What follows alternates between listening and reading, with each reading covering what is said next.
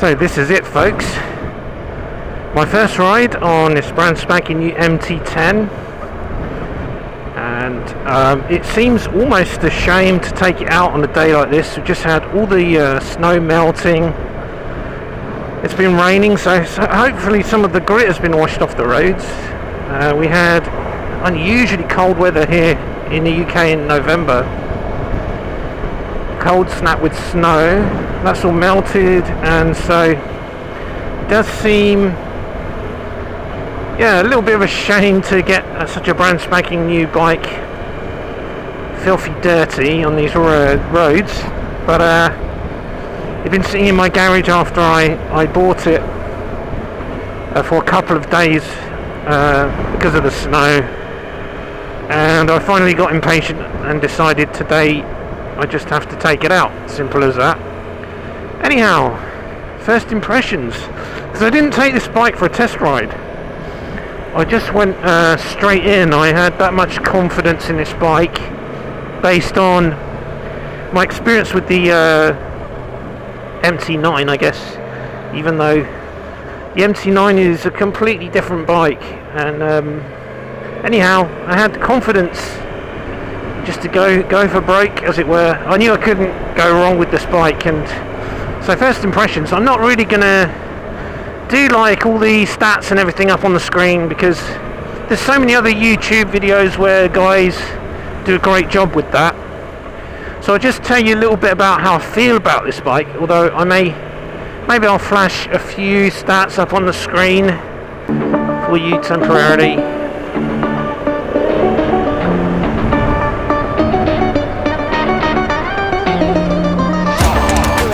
Let's just have a little listen to the engine, eh?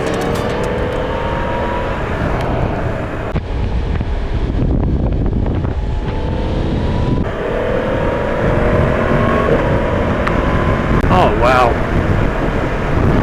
that really is something. It really does have a different roar altogether to the 09. You can really feel there's some power bristling underneath the surface of this bike, even though I think I've only got it in like drive mode C, which is probably fine for now on this rainy day. First time on the bike, breaking it in, as it were. Got to do 600 miles. They said you can basically, you can ride it fairly okay, but just don't go mental, basically. So I could just keep it in drive mode 3 the whole time. Let's just pull over a minute on this rather muddy, very muddy looking farmer's lane here. I just want to make sure I've actually got my camera tucked away. I've got to say, it's very nice and easy to control this thing. With each subsequent release of a new bike, things just get so much better technology wise. Let's just have a quick look around the bike, shall we? Just make sure I've got my camera. Yeah, it's funny that how you set off on a journey and sometimes you wonder, have I clicked? Got this box, it's not the proper side bits, so I have to take it back to the dealers to get those changed. But yeah, first impressions, pretty damn awesome. Let's get back on. This is going to get dirty though today, inevitably. And I think I should probably just slightly adjust this side mirror out.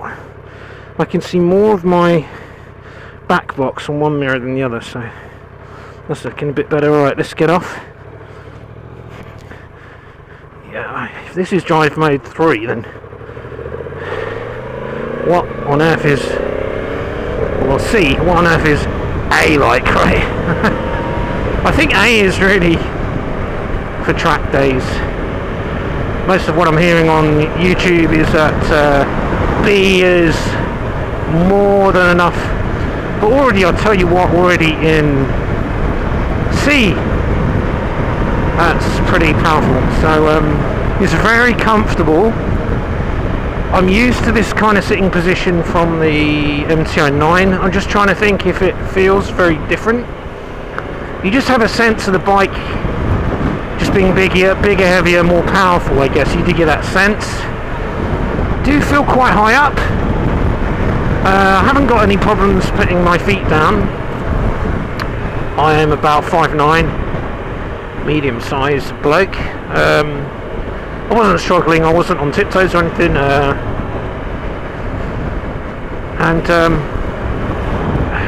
Position of the arms, just trying to think of the position of the arms with regards to the MT9.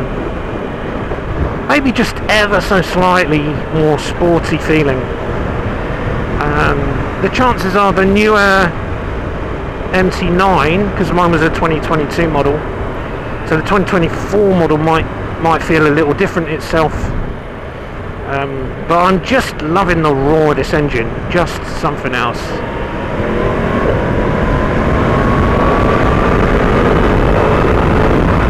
Oh yeah, baby. I was going to mention as well, I've got the heated grips on today. I turned the engine on the bike and I couldn't be bothered to take the key out to open the back box, because it's integrated with the ignition key, which is pretty smart what Yamaha have done there. So I actually wanted to leave the engine purring before I took it for the first ride. So I thought, okay, let's get the old gloves on that have got holes in, because my new gloves are locked inside the box, and let's put the heated grips to the test. And so far I'd say my hands are too warm actually, but today is a lot warmer than it was yesterday. I think it might be around 12 degrees, but I'll check and confirm later. So I guess the real test would be to have these heated grips on, you know, when it's really proper cold, as I will be doubtless making a few trips to see my Ma in kind of 4 or 5 degree temperatures. I'm not going to go below 2. I don't want to ride this bike when there's ice around, particularly. Really fancy dropping a new bike. There's another guy out today. Well done to you, mate.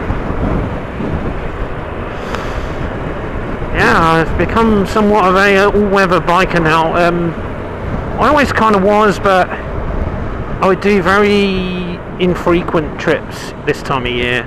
When I had my Gixxer, by the time I got the MT9,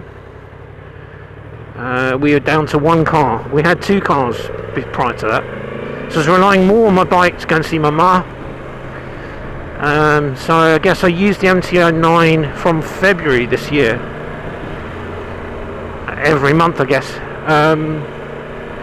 But now that I've kind of, in my heart, decided I'm just not going to bother getting a second car. We'll cope with one car, and this will be my menopause. This will be my midlife crisis manifest, and an expression of my midlife crisis. And yeah, I might get another car at some point, but push that back a while, with the cost of living and all the rest of it. And to be honest, if you want an adrenaline rush, because comparing this thing to my M140i sports car that I had, I think you're going to get way more kicks out of this. It's just on those days when, and I did love that car, but it's just on those days when, you know, you can't be bothered to get all your gear on, and it's wet and cold and miserable, or, you know, there's tons of grit and crap on the road. Then you have to really motivate yourself. But right, let's see if we can whiz this grip off now. Let's whiz it down to 1, shall we? See how that, because my hands are getting seriously warm. Okay, let's talk a bit about the quick shifter. I think you can down and up when you accelerate. Yep. Now that is a difference to my last MT9.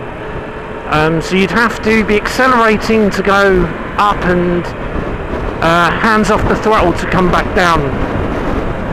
With this, you don't have that constraint. Let me just test that again. Yep. I'm accelerating and I just quick shifted down, blipper down to 3rd. So that's an improvement. To be honest, that might also be on the MT09, the newer one. I haven't checked. Just, I guess the quick shift technology is just getting better and better all the time. Smoother. It's pretty smooth feeling quick shifter. I'm liking the mirrors on this. I'm feeling like they're in a little bit compared with my 2022 MT9. We're just sticking out a little bit more.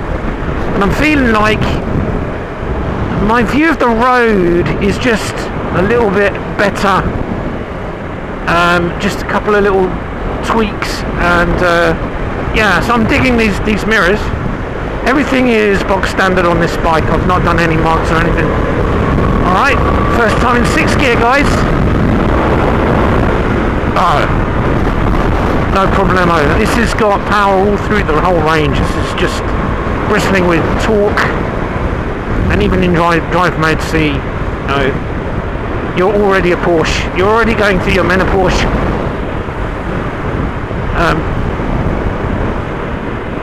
What else can I talk about? Riding position, yeah, I just feel super comfy here on this bike. And I feel super powerful. But I guess with that power comes great responsibility, great vulnerability. So yeah, but I mean, having the power is, you know, for getting out of a tight space is a good option to have. I think it's just knowing your limits as a biker. If you're going to push those limits, just doing it intelligently, I suppose. Yeah, I mean, this has got brand new tyres on. It's gripping the road like really nicely. Let's just sort of feather it through this corner here. Oh yeah, cornering, man. See, I would think that maybe the cornering would be trickier on this than on the MT9. Let's just whack it into 3rd. That is effortless. Yeah, the MT9 being sort of lighter, a little bit more revvy, maybe. No, I'm feeling these corners. Yeah. This, for me, this is easier. I've got to be careful here. There's a load of mud on the road. For me, this is holding the road easier. This is easier cornering. I'd say so far it's all plus up. All building on the MT9 like improvements. Definitely. That pub there is featured in one of my pub visits.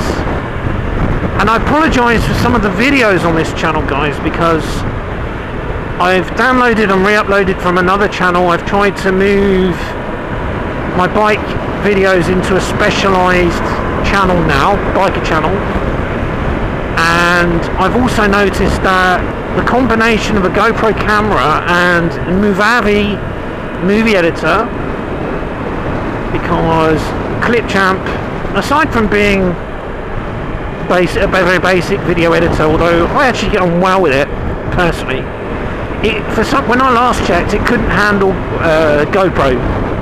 So I'll have to check if that's changed. But so then I arrived at Movavi, which I have a bit of a love-hate relationship with. But one of the things I found out the hard way is that when this camera's in 4K, and if I export the file to non-4K and stick it on YouTube, it comes out a bit fuzzy, which I don't know what I'm doing wrong there, because I thought maybe it was the camera settings. Moving from 60 PS to 102.5 might do the trick, and some lovely woods here, by the way. But then I tried again, and I did a full 4K export and upload, which takes forever. And the video was much crisper, so I don't know what that's all about. I suppose I could try taking this off 4K and then exporting it standard HD and see if that's crisper. So it's a bit disappointing because some of the videos are basically not unwatchable, but they're like, it's like watching Baron von Grumble from 10 years ago. It's not great.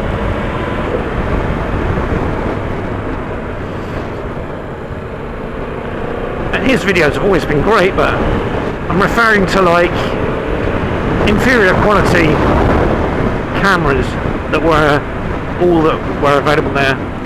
And I do like these walls like this. Very nice wall, that. imagining the guys that have built that by hand, maybe 100 years ago or something. Alright, what else can I say about the bike? Well, I might leave it there actually. If your question was going to be, you know, should I buy one? I would say don't hesitate, jump in there, get this bike. For the money, you're going to get just a brilliant bike. You know, if you can get a Ducati Multistrada, then by all means do that instead. But if you're looking for something a bit cheaper and you want similar kind of performance and power and thrills, go for this one, man. Don't hesitate. I would definitely recommend it even after the first ride. I suppose riding it a bit longer, I'm going to have more of a better picture. I want to get out of this place. I feel like I've landed in the city, Nuneaton or somewhere. Let's go back. I'm not up for any boring riding today. Yep, we'll see how I feel after I've done a few thousand miles. I'm planning to go up to Scotland next year, 2025. We'll see how this performs then. And where's my fuel tank? I need to flip my menu up to see it again. Do I? No? Maybe it's another menu. I would like to see my fuel tank at all times, really. Ooh. Well, that's shuddering a bit there in a second. Yeah, so how the hell? I'm not going to do this while I'm riding it. There's something for me to play with when I get back. So yeah, let's call it a day, guys. Thanks for tuning in. The MT10, awesome bike, awesome machine, and I'm loving it so far. Enjoyed this first ride, so ciao for now, guys.